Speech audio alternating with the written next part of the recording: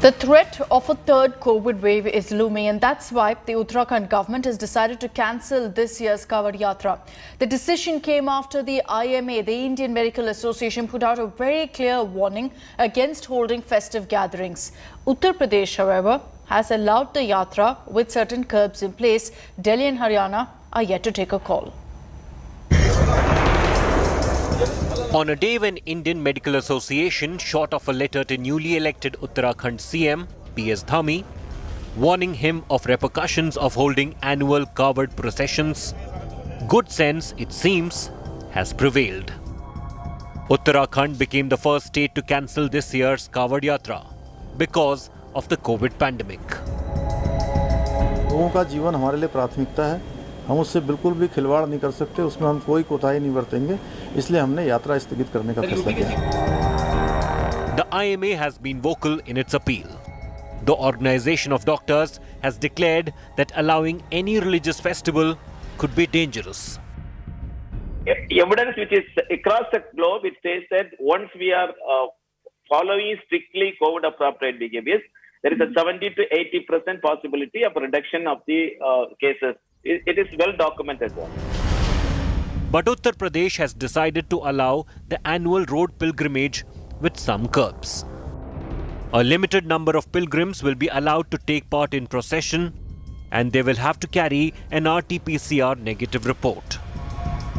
In the meantime, Haryana and the national capital are yet to decide on Kawad Yatra. The Delhi Disaster Management Act mandates no mass religious gatherings will be allowed during the pandemic. If Delhi were to allow the yatra, it will have to come out with a fresh order. The annual road pilgrimage involves Shiva devotees called Kavadiyas travelling by foot to fetch Ganga water from Haridwar or Gangotri in Uttarakhand. And they later anoint the water at the local Shiva temples as a gesture of thanksgiving. For the time being, all eyes are also on India's new Health Minister, Mansukh Mandavia, over whether his word holds sway. Remember, his predecessor's warnings against crowds had little impact on the massive religious congregations that erupted this year. With Dileep Singh in Dehradun and Abhishek Mishra in Lucknow, Bureau Report, India Today. What's also been a matter of grave concern is the fact that so many people are now stepping out of their homes and throwing caution to the winds. Prime Minister Modi has now issued a second warning to COVIDiots. Expressing concern over images of crowding at hill stations, Prime Minister Modi has urged people to act responsibly so that the third COVID wave can be prevented.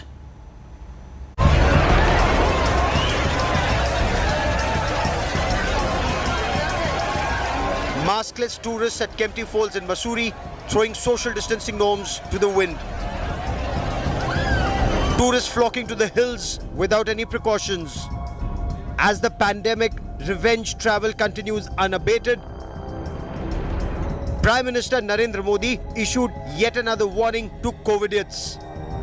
His second in less than a week during his interaction with chief ministers from the northeast.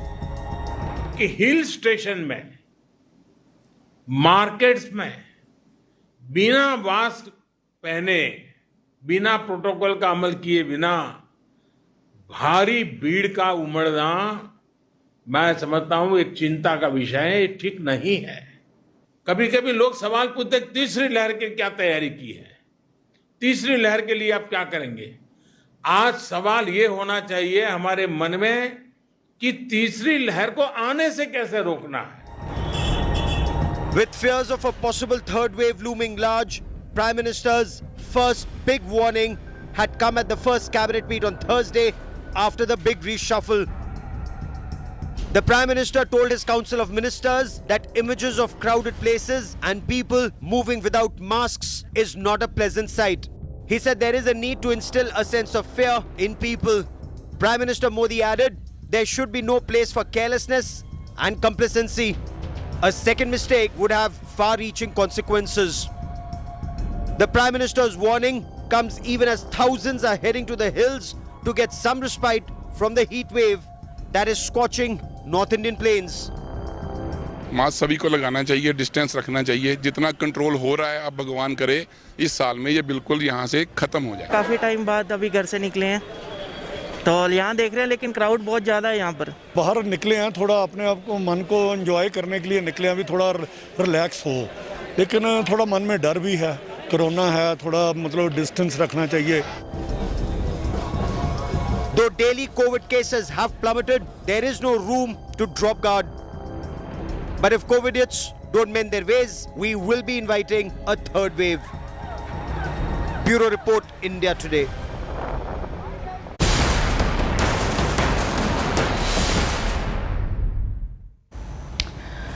Now, the battle for Nandigram between Mamta and Shubhendu has reached the courts again. Chief Minister Mamta Banerjee has now challenged Shubhendu Adhikari's victory from Nandigram at the Assembly polls in the Calcutta High Court. A bench of Justice Shampa Sarkar will hear the matter. Shubhendu Adhikari had defeated Mamta Banerjee by 1,956 votes. The Chief Minister alleged foul play by the BJP leader and accused the Election Commission also of malpractice on the counting day. This matter, remember, was earlier referred to the Kaushik Chandra bench, but Mamta Banerjee had objected to this bench, claiming that he was biased. Justice Kaushik Chandra recused himself from the hearing this petition, but also imposed a fine of 5 lakh rupees on the Chief Minister for the manner in which this recusal was sought.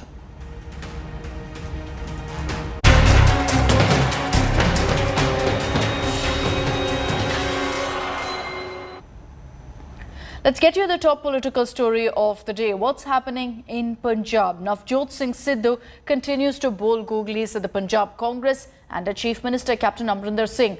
Sidhu, in a surprise tweet yesterday, heaped praise on the Aam Aadmi Party, sparking speculation about him actually joining the opposition in Punjab. One thing is certain, there's no question right now of any sort of truce in the Sidhu versus Captain war. The man of the moment in Punjab politics has bowled yet another googly. Well, actually a bunch of googlies. Starting with a cryptic tweet, Sidhu took an apparent dig at his own party, the Congress, expressing his admiration for the Aam Aadmi Party. Sidhu tweeted, "Our opposition AAP has always recognized my vision and work for Punjab, be it before 2017, sacrilege, drugs, farmers' issues, corruption and power crisis faced by the people of Punjab, raised by me." This tweet further fueled speculation that all isn't well in the Congress party. The feud between Sidhu and Chief Minister Amrinder Singh seems unresolved. System ने एक फट्टी ला था मेरे office के बाहर, minister for renewable energy and power. मैं कहता system, I said no, मैं कहता system which has rejected all my proposals for the welfare of the people of Punjab, I will reject that system. I said no. And the tweet dropped just a few days after Sidhu had a high-profile meeting with Priyanka Gandhi Vadra of the Congress. Sidhu's tweet in praise of AAP convener Arvind Kejriwal has also opened up the possibility of him joining the Aam Aadmi Party if the truce brokered by the Gandhis has failed to hold. Essentially, Sidhu's tweet is a signal to the Gandhi High Command that the volatile politician has options if push comes to shove. Sidhu didn't stop at praising AAP. He posted another cryptic tweet, however. Sidhu said that the opposition dares to question me, yet they cannot escape my pro-people agenda. This means they have resigned to their fate. A tweet that sounded like tempering of his earlier tweet and an attempt at a little bit of damage control, all in an effort to queer the political pitch over what his real intentions are. One thing is evident, Sidhu is keeping his options open. On the one hand, he's sending out a warning signal to the Congress High Command to get the truce implemented in his way. On the other hand, he's obviously keeping the Aam Aadmi Party also hopeful of admitting him. With Satyendra Chauhan in Chandigarh, Bureau Report, India Today. Well, the tussle for water between Tamil Nadu and Karnataka is back in the news. On one hand, Karnataka is insisting on the construction of a dam along the Kaveri River. On the other, you've got the Tamil Nadu government up in arms against this project. Between all of this, Karnataka Chief Minister B.S. Yediyurappa met with the Union Jal Shakti Minister Gajendra Singh Shekhawat. The centre has assured Karnataka to look into their demands. The 9,000 crore rupees Mekidatu project remains a long-standing point of friction between the two states. Tamil Nadu and Karnataka are locked again and an intense water showdown. This time over the Mekidatu reservoir plan. Karnataka has been pushing hard for the construction of a dam along the Kaveri River, and Tamil Nadu government is up in arms against the project. In a development that will have the MK Stalin government on edge, Karnataka Chief Minister B.S. Yediyurappa met the Union Jal Shakti Minister Gajendra Singh Shekhawat and sought the centre's support. We have discussed in detail almost all the irrigation projects, including Mekidatu. So definitely in the coming days we are going to complete all the things, and he is going to help us from the centre, and he is ready to help us in all respects. He has urged for the clearances which are pending before the Government of India. The DPR has been submitted to CWC and it has been referred to Kaveri Monitoring Board, and he has promised to look into the whole issues and give us justice to Karnataka. The centre has so far taken a balanced stand, assuring the Karnataka government they will look into their demands. I have assured that we will look deep into the issues pertaining to the state of Karnataka. We will organize a meeting there in Delhi for that. The Chief Minister's meet with the Union Minister has angered farmers in Tamil Nadu. Protests broke out in the state against the Karnataka Chief Minister B.S. Yediyurappa.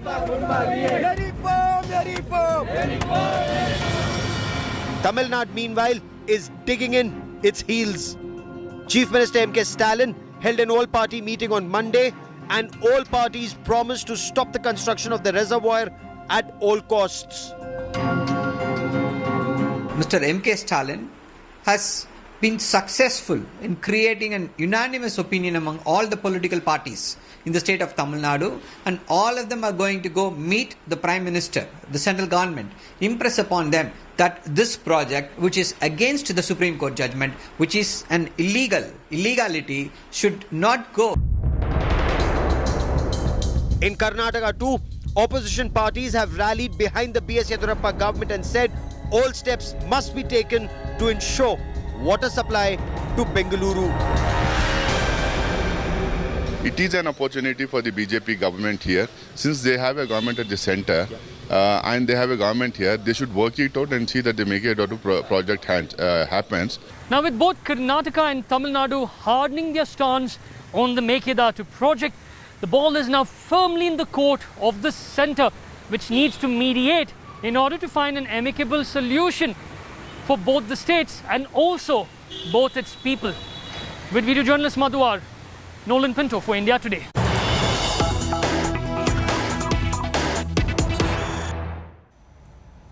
News coming in of a drone that was spotted once again near the international border in Arnia sector of Jammu. This happened at around midnight. The alert BSF personnel fired at the drone and it vanished. The operators of the drone pulled it back towards the Pakistan side.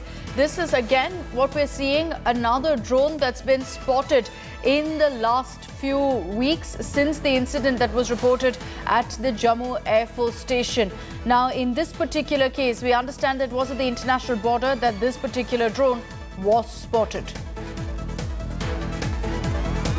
Sunilji Bhatt is joining us live with more details on this. Sunilji, good morning. What's the information we're picking up currently? You know, these incidents perhaps provides proof and evidence that these drones are coming into India from Pakistan.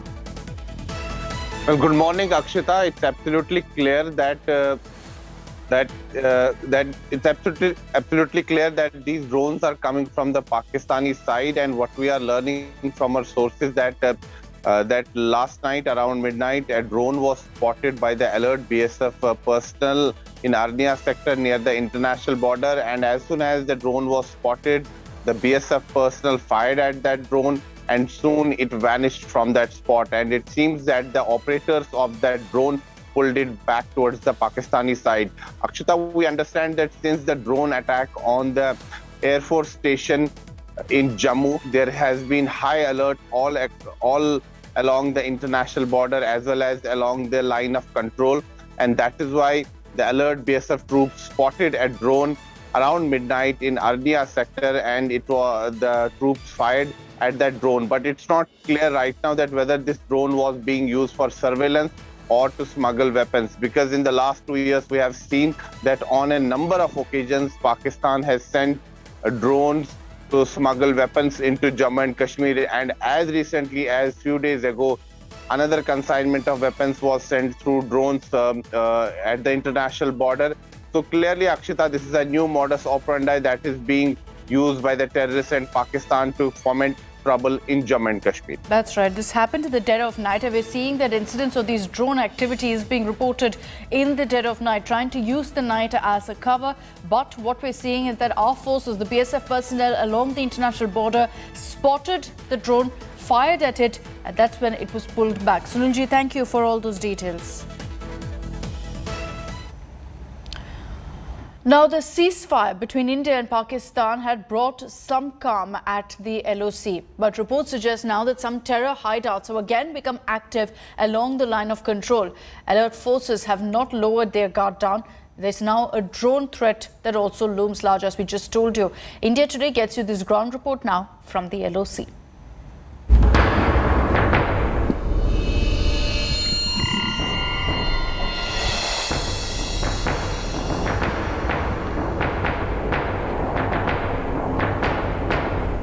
The big guns have fallen silent on the line of control. A semblance of the peace prevails. The calm at the otherwise blood-soaked boundary returned after India and Pakistan reaffirmed their commitment to the 2003 ceasefire agreement in February this year. However, Indian Army has not lowered its guard as the threat of terror is still lurking. Soon after the ceasefire, there were reports that some of the terror hideouts and launch pads that were discontinued are once again active. Infiltration attempts from Pakistan-occupied Kashmir still continue. Terror infrastructure continues to blossom across the LOC, and what we are witnessing here at one of the forward locations is a counter-infiltration patrol. This patrol party is looking out for whatever clues they can get, pick up whatever details of any attempts at infiltration. The vigil has been stepped up in the aftermath of the drone attack on the Jammu Air Base. Some of the areas, the Pakistani posts are barely 100 to 150 meters away from the Indian Army posts. While the Indian Army maintains the vigil, the next big challenge for the forces along the LOC are drone attacks. After the attack in Jammu using a drone, the Indian Army is making efforts to ramp up its anti-drone capabilities.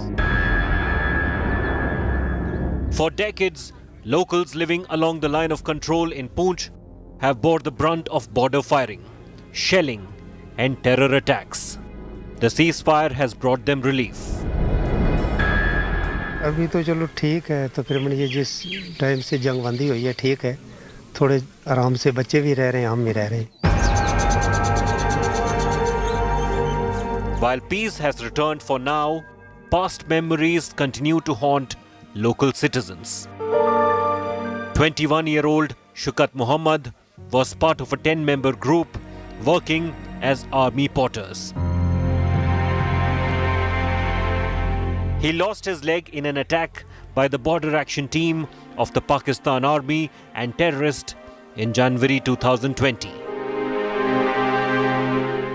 उन्होंने हमारे ऊपर हमला किया, जिसमें से 2 porter शहीद हो गए, तो मेरी टांग में उन्होंने गोली मार दी. मेरे को इंजर्ड कर दिया, एक बंदे की वहां से गर्दन काट के ले गए वो. Naseem Akhtar's story is horrifying. Her husband was beheaded by the terrorists supported by Pakistan. आगे पाकिस्तान वाले थे, उनके गला काट के ले चले, तो अब मेरे छोटे छोटे बच्चे हैं, उनको रोजी रोटी कौन देने वाला? Civilians living along the line of control have faced the brunt of the violence here for years. And even though there is some relief in the last few months after the ceasefire agreement, they remain extremely uncertain about their future, especially the future of these young kids who've already lost many of their loved ones in the recent past.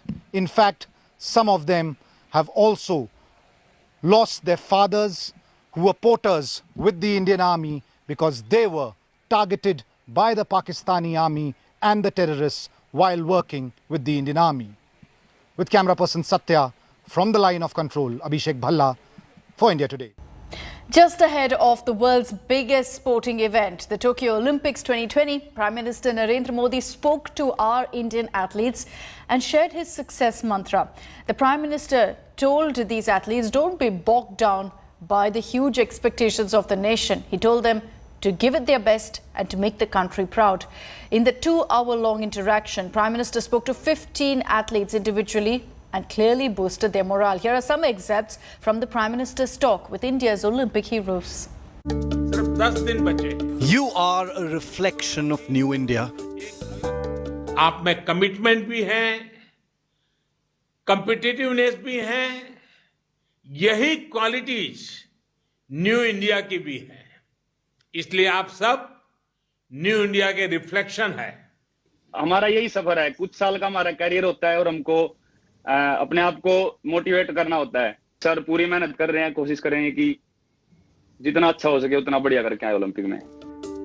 Don't be bogged down by expectations, just give your best.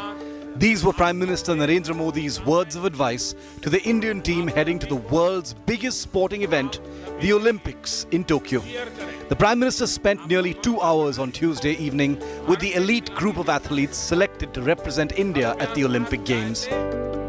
जीतने का pressure लेकर नहीं खेलना है. अपने दिल दिमाग को बस एक ही बात कहिए कि मुझे अपना बेस्ट परफॉर्म करना है.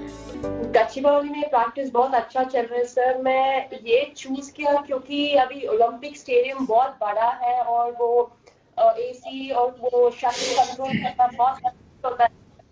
तो इसीलिए मैं ये सोचा कि ठीक है, अगर वो अच्छा स्टेडियम है तो क्यों, वो अपॉर्चुनिटी है तो क्यों नहीं खेलूं करके फरवरी से अगर प्रैक्टिस कर रही हूँ सर.